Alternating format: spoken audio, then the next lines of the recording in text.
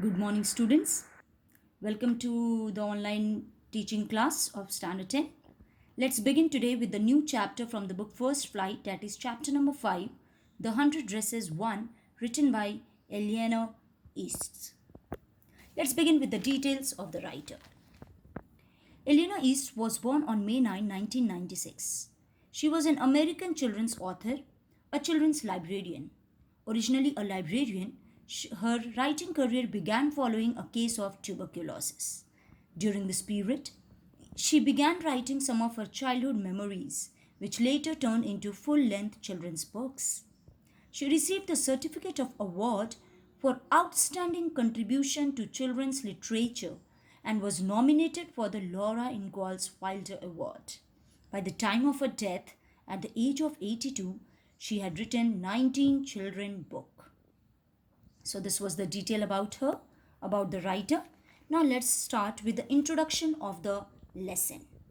My dear students, in this book First Flight, you will find chapter number 5 and chapter number 6 interlinked. Interlinked means both the chapters are the same, means with the same title, The 100 Dresses. This is chapter number 5 with 100 Dresses part 1 and chapter number 6, 100 Dresses part 2. So today we will study chapter 5, The 100 Dresses part 1. Let's begin with the introduction first, including both the chapters. The 100 Dresses part 1 and 2 is a story based on the true experiences of the author about a girl who is teased by her classmates because she is different. Her name is Wanda Petronsky. A girl who comes from the poor part of the town is the only student in her class with a funny Polish name. The story is told from the perspective of one of Wanda's classmates, Maddie, who is the best friend of the main player in the daily taunting and teasing. I repeat, children, kindly pay attention. The story is told from the perspective of one of Wanda's classmates, Maddie, who is the best friend of the main player in the daily taunting and teasing. Now let's begin with the lesson. 100 Dresses part 1. Chapter sketch means about the chapter. The 100 Dresses 1 is a story based on the true experiences of the author about a girl who is teased by her classmates because she belongs to a poor family. The girl Wanda Petronsky becomes the butt of her friends' jokes because of her funny Polish name. She is always quiet and wears the same faded blue dress to school every day. She always boasts of having 100 dresses of same color at home. This story is also about the realization which people from mainstream society are forced to make about other different people with similar potential and emotions. I repeat, the story is also about the realization which people from mainstream society are forced to make about other different people with similar potential and emotions. Now, let's see the theme of the lesson. The message of acceptance and of not teasing someone for being different is a theme introduced in this chapter. The chapter also addresses the importance of respect for others by presenting the lessons learned by the characters in the story. First, by the characters' lack of respect for others. Then later, they begin to demonstrate respect for others when they realize that although Wanda is poor and Polish, she is really no different from them. The issues of racism and classism are confronted in this chapter through Wanda's negative experiences in school. And because we learned that Wanda's whole family moves to the big city to avoid being ostracized, we can understand that the issues are much larger than just bullies at school. Hope you understood the theme, children. Now, we are going to start with the characters of the story.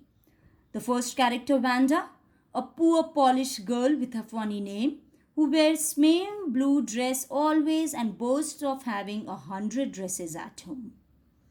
Second is Peggy, always teases Wanda, creates a game to ask Wanda about dresses, different from others, never made Wanda cry by teasing, the most popular and pretty girl in the school. Next, Maddie, always teases Wanda, very close friend of Peggy, a poor girl but never boasts like Wanda. Miss Mason, Wanda's class teacher, who helps the students and supports them. Now, let's begin with the summary of the lesson. My dear students, you need to pay attention because I'm going to give you the thorough detail of the chapter here. Listen very, very carefully. It was Monday. Wanda was absent, but nobody noticed in the class. She did not have too many friends in the class, children, because she was a very shy and quiet girl. She always preferred to sit in the corner of the class.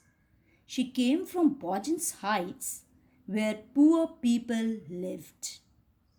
Her parents were Polish, who left Poland to settle down in America. Hope you got it? Now, Wanda's classmates thought of her only when they came out of the class and waited to tease her, but she was absent. Wanda did not come to school on Tuesday as well. Peggy and Maddie, the other two characters in the story, children, were close friends. Peggy was the most popular girl in the school. She was pretty and intelligent. Maddie, her friend, was a poor girl. They always teased Wanda. They stayed after the school to mock Wanda, but they noticed that she was absent. After being teased by other girls, Wanda lied of having 100 dresses and 60 pairs of shoes in her closet. This lie became a game for others, and everybody in the class wanted Wanda to describe her dresses for them every day. I repeat, this lie became a game for others, and everybody in the class wanted her to describe her dresses for them every day. Peggy and Maddie derived pleasure in her discomfort. Peggy, the most popular girl of the school, was very pretty.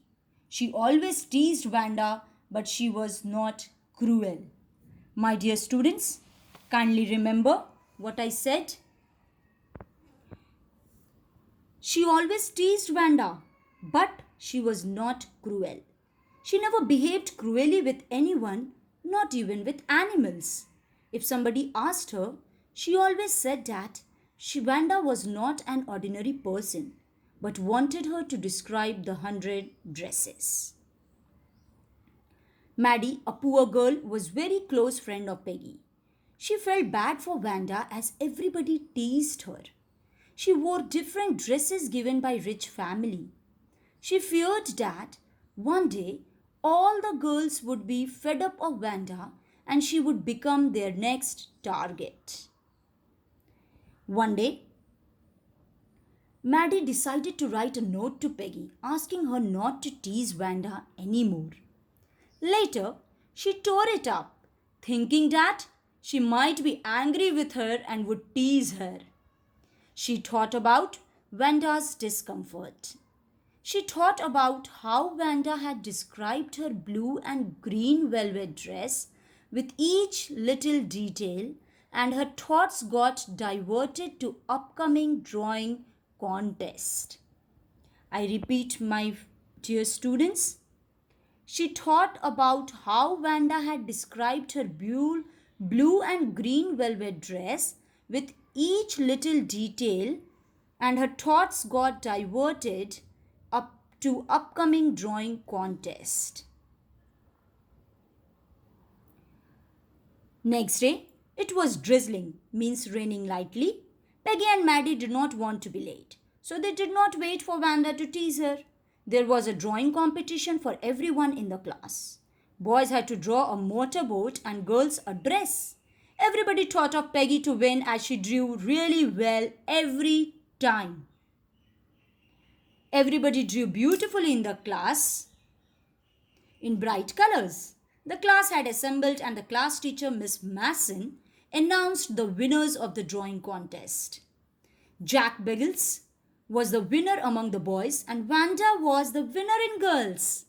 Everybody, especially the judges, were immensely impressed by her drawings, and each of her drawing was capable of winning the contest individually. But Vanda was absent that day. Miss Masson showed her drawing to all the students. Everybody in the class clapped for Vanda in joy. They found that all the dresses she used to describe were there, the green velvet one, the blue one, and the red one also. The boys whistled with fingers in their mouth. Peggy said that she had thought she could draw the same like Vanda. So here the story ends, children. With the summary I end in this video. I'll continue in the next video. Thank you.